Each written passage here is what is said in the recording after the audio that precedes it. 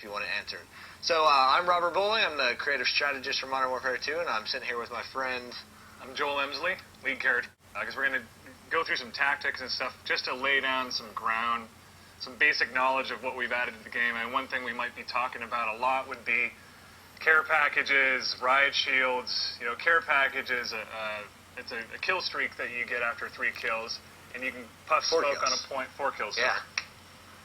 4 kills, and you puff smoke, you drop in a package, you can get death streaks or kill streaks from it. Yeah, I mean, that's the coolest thing about the care packages. It really allows you, if you're a player who will never get to 11 kills or 15 kill streak, then it really allows you and other players to experience stuff you may never see before. You know, experience the chance to control the AC-130 or control Predator missile, and then plus you never know what to expect from a game. Like, you have kill streaks coming in that you would never expect to see in a normal match. It's a really cool addition to the game. And it's a great mixed bag, and swinging the gameplay back and forth and really changing the balance of power once in a while. Yeah, definitely. So we're going to jump right in. You'll see some of that in action, and we'll explain it more in depth. But this first map we're going to look at is called High Rise. You see it here.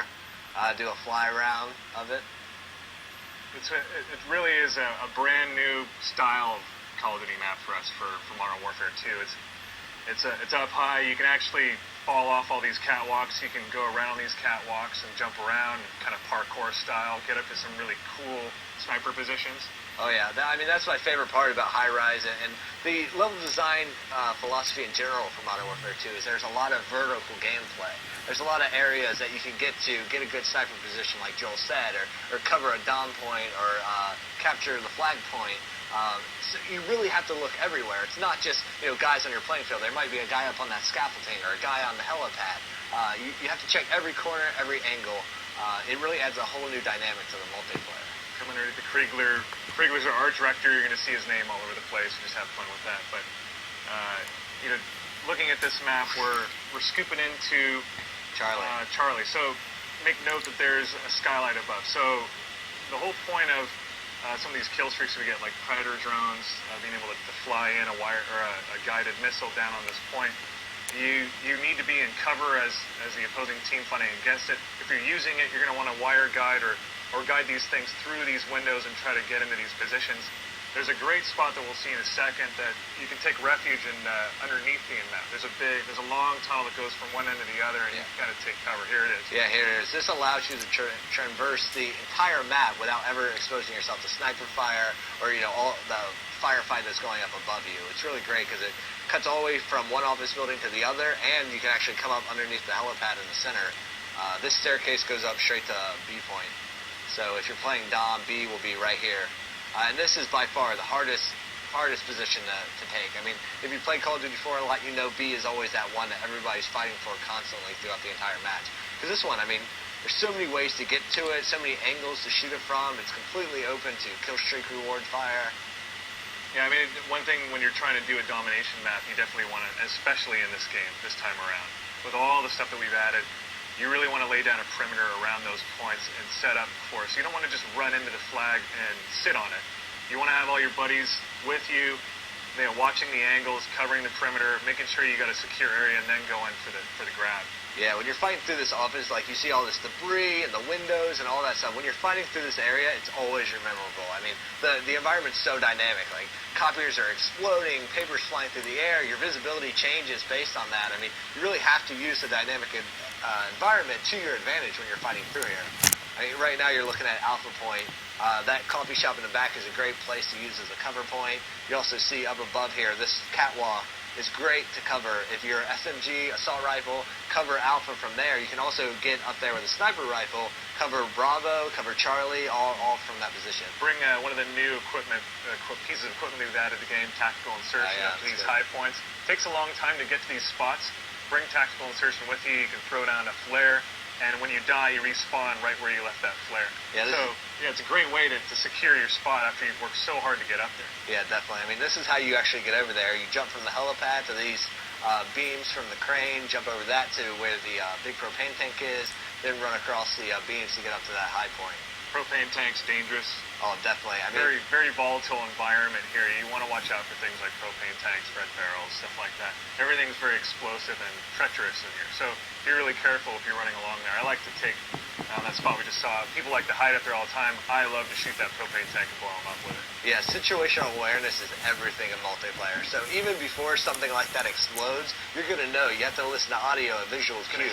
It's going to hiss. Noise. You're going to see a visual haze, just like anytime you're looking through gas or high heat. And if you hear that sound, if you know it's about to explode, you need to get out of there. You know, displace, get to a new cover point, because that thing's going to blow up. And if that blows up, you're gone. You're off the map. You're going off the high rise. Here's the helipad, great vantage point in the middle. But be sure, like we're saying, the environment's treacherous. Sweep out these barrels if you're going to post up there, and get rid of this volatile stuff so that your enemies can use that against you. So it's in your best interest to clear them out when you take that center point. Definitely. I mean, this is a great overview of the map, and this is a view you're going to get if you're up in the AC-130, if you're controlling a Predator missile, any of those. You see how there's skylights, as Joel pointed out, above the key point, so you're not completely, covered when you're down there trying to cap an area. So we're going to run right into some high-rise gameplay, and you guys can see we might make fun of the players real quick. There's not experienced guys in here just kind of showing and running through and doing their stuff, so they're doing good things and bad things. We'll point it out. Awesome. So this guy looks like he's trying to defend Charlie position. Didn't secure the perimeter, just went in for it, didn't watch it. Got to check your angles. So this guy's taking over Bravo, running off now, getting flanked from the side. Some good buddy system work right here.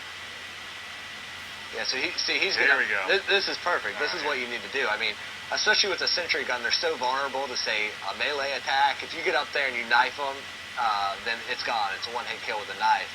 Or they can be disabled via gunfire. So you really want to get them posted at an elevated position, somewhere that's hard to get to by your enemies, that give it a chance to actually do its job. This would be a perfect spot for a sentry gun, but instead he's running a Kimbo. And, we'll go into it later, but akimbo is one of those things that's awesome for close quarters, but in this case, like we're up on this catwalk, he's not really going to put a lot of really nice grouping on his enemies from that range. So. Yeah, I mean, he's just wasting ammo. Because, akimbo is great for overpowering a guy with heavy firepower, rapid fire, getting up on him, but, I mean, at any distance like this, you're completely useless with akimbo. Here's, I think, a Predator missile coming down. Taking out a sentry gun.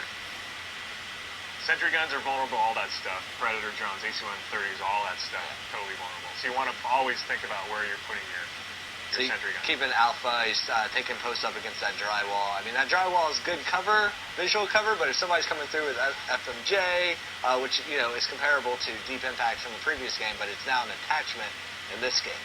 Yeah, it gives you better penetration through different surfaces, so the ballistics on your weapon will change. You can actually punch through some brick walls and stuff. There you go. Here's that care package we were talking about. You can see how it's actually physics enabled. So it will drop wherever you put that smoke grenade. So you throw out a smoke grenade, wherever that lands, the helicopter will come, drop it down there. But as you've seen, he threw the grenade up on the helipad, but the crate's heavy. It's physics enabled. So when it hit, it actually rolled off the helipad and landed. So you have to be aware of that.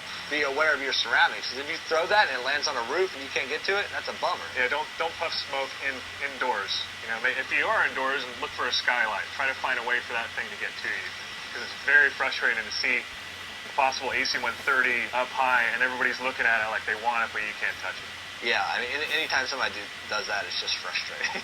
But what I love to do is I actually use the care package as a decoy. So if guys are fighting and I throw it out and it's something good and I know they're going to come for it, like an AC-130 or a heavily armored helicopter, I want to wait. I want to let them, get their mouth watering for that kill streak. Wait till they come for it and then take them out. Take out one or two and then go out. Maybe pop a smoke grenade, go out there, then get the kill streak. You can actually share them too.